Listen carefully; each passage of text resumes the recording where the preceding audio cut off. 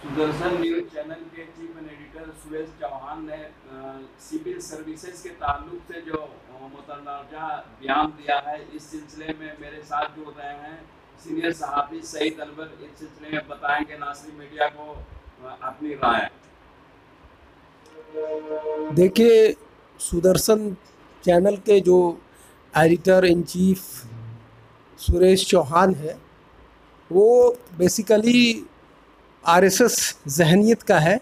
उसके जहन में पूरे तौर से जहर भरा हुआ है और ये जो सुदर्शन चैनल है वो आरएसएस का चैनल है।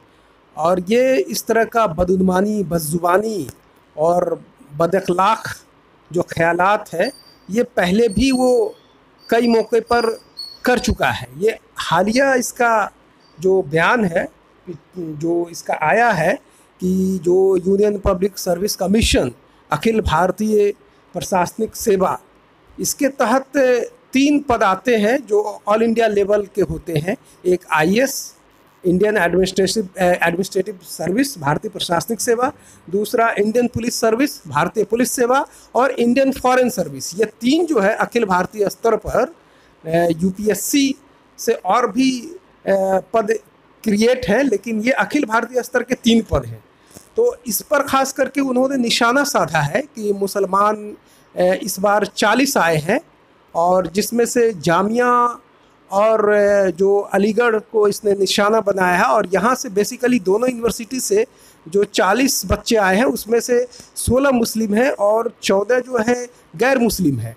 तो गोया कि ये उन इदारे को जो हिंदुस्तान का जो जामिया मिलिया नंबर 1 अपने एजुकेशन के लिए जाना जाता है, वहाँ इस तरह का ये बदजुबानी करके एक तरह से जो अमन पसंद हमारे हिंदू भाई हैं, उनके मेंटालिटी में जहर घोलने का एक काम कर रहा है। लेकिन एक अच्छी बात ये हुई कि दिल्ली हाई कोर्ट ने जो ये चलाने की बात कहा था इसने कि चाहे कुछ भी हो जाए हम इस चीज़ को चलाएंगे 8:30 बजे, तो दिल्ली हाई कोर्ट ने इस पर स्टे लगा दिया है और सितंबर के शायद दूसरे वीक में या फर्स्ट वीक में इसकी सुनवाई होगी।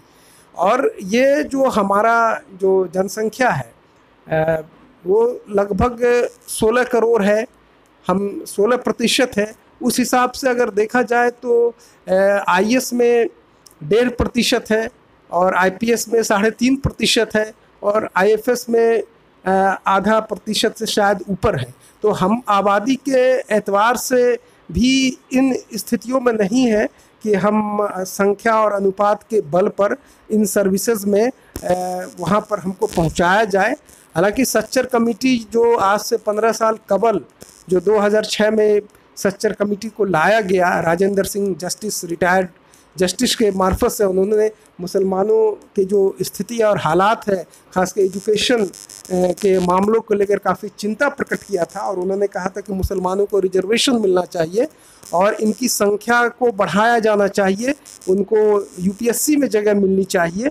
लेकिन ये हमारे जो बच्चे हैं, ये खुद अपना दिन रात मेहनत करके अपने जो पूरे दमखम के साथ हमारे बहुत सारे आईएएस आईपीएस तो ऐसे नौजवान हैं जो गरीबी में होटल में बर्तन मांज करके, बेरा का काम करके, शायद एक सफ़ीन अंसारी है, महाराष्ट्र का है और सबसे कम उम्र का 22 या 21 साल के उम्र में उसने यूपीएससी क्रैक किया और आईएएस उसने सिक्योर किया।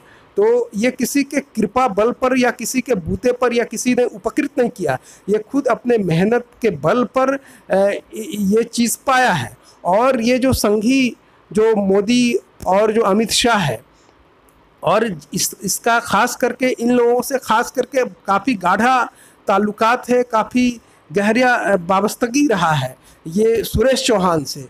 और इस तरह से ये करके ये बदजुबान, बदअखलाक आदमी हिंदुस्तान का जो गंगा जमनी तहजीब रहा है उसको कहीं ना कहीं ये बिल्कुल रक्त रंजित करना चाहता है। और इसको हमारे हिंदुस्तान के जो अमन पसंद हिंदू भाई हैं वो कतई बर्दाश्त नहीं करेंगे।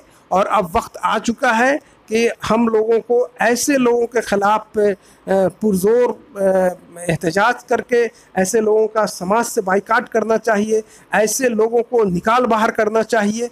और ये लोग मनुस्मृति को लाना चाहते हैं और इसी मिजाज से वो आगे अपने मिशन को बढ़ा रहे हैं। आपने देखा होगा कि किस तरीके से जो बाबरी जो डिमोलिशन के बाद राम जन्मभूमि का भूमि पूजन हुआ, ये हमारे हिंदुस्तान का जो धर्मनिरपेक्षता है उस पर किस तरह से एक प्रधानमंत्री वहाँ पर भूमि पूजन में शामिल होता है। तो इस तरह से इसने धर्मनिरपेक्षता जो 25 से 28 में निहित है आर्टिकल में, उसकी इसने धज्जी उड़ा दिया। अगर कोई मुस्लिम प्रधानमंत्री होता और किसी मस्जिद के भूमि पूजन में जाता तो क्या हिंदुस्तान का संविधान क्या इस बात का इजाज़त देती? बिल्कुल कतई नहीं।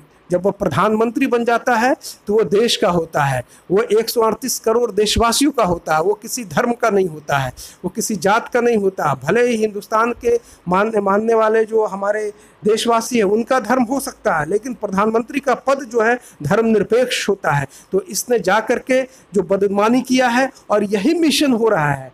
और ये जो हिंदुस्तान का एक बड़ा वर्ग है उसमें अब समझदारी और बेदारी आ चुकी है। अभी हिंदुस्तान का मसला रोज़गार है, अभी हिंदुस्तान का मसला जो गरीबी है, जो भूखमरी है, अफलास की ज़िंदगी लोग जो गुजर बसर कर रहे हैं, उससे त्राण दिलाना है, उस समस्याओं से निदान कराना है। लेकिन ये निकम्मी सरकार पूरी तरीके से नाकाम इन सेक्टर में रही है, महाज पर रही है। और अभी आपने देखा होगा कि GDP -23.9 हो गया है। तो इन सब से बचने के लिए इनके पास कोई एजेंडा नहीं है, कोई इस तरह का कुछ है नहीं। इसलिए हिंदू मुस्लिम फसाद और हिंदू मुस्लिम रंग को रंगना चाहते हैं और सांप्रदायिक उन्माद फैला करके सांप्रदायिक रंग लोगों के जहनियत में डाल करके एक दूरी और विषमता करार देना चाहते हैं। अभी बिहार का चुनाव आने वाला है, तो ये इन लोगों का मकसद रहेगा कि इस तरह का हिंदू मुस्लिम का इस तरह का टोंट कसा जाए, जिहादी मुस्लिम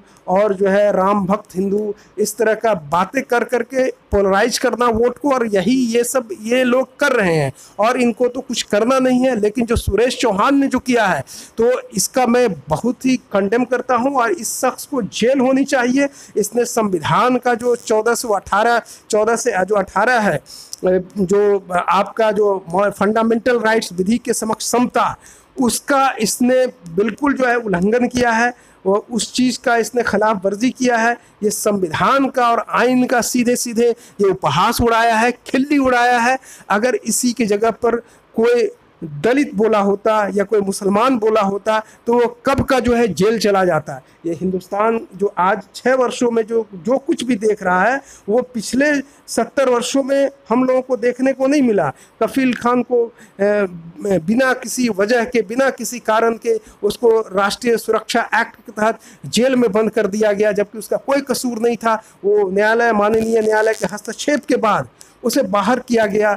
तो ऐसे जो मामलात हो रहे हैं जिनमें सांप्रदायिक और लोगों को भड़काने वाले बात, लेकिन जो बीजेपी और आरएसएस के समर्थक होते हैं उनको जो है सराहा जाता है, उनको जो सम्मान दिया जाता है। अभी जो जस्टिस अरुण मिश्रा ने जो एक मामले पर जजमेंट दिया तो अभी सुनने में आया कि उनके जो भतीजा है कोई मिश्रा जो 45 साल से कम उम्र के हैं, उनको जज पद से नवाजा गया है। तो जो सरकार के साथ है, जो सरकार की ज़बान बोल रही है, उसको सरकार जो है उपकृत कर रही है, उसको पद से नवाजा जा रहा है। जो सरकार के ख़िलाफ़ है या सरकार के ख़िलाफ़ नहीं, सरकार के अगर आप गलत कर रहे हो तो हम आवाज़ बुलंद कर रहे हैं, तो उन लोगों को कुचला जा रहा है, उन लोगों को दमन किया जा रहा है। तो मेरा यही कहना है कि उसको अविलंब जेल होनी चाहिए सुरेश चौहान पर, और उसके टीवी चैनल को बैन किया जाना चाहिए आजीवन। धन्यवाद।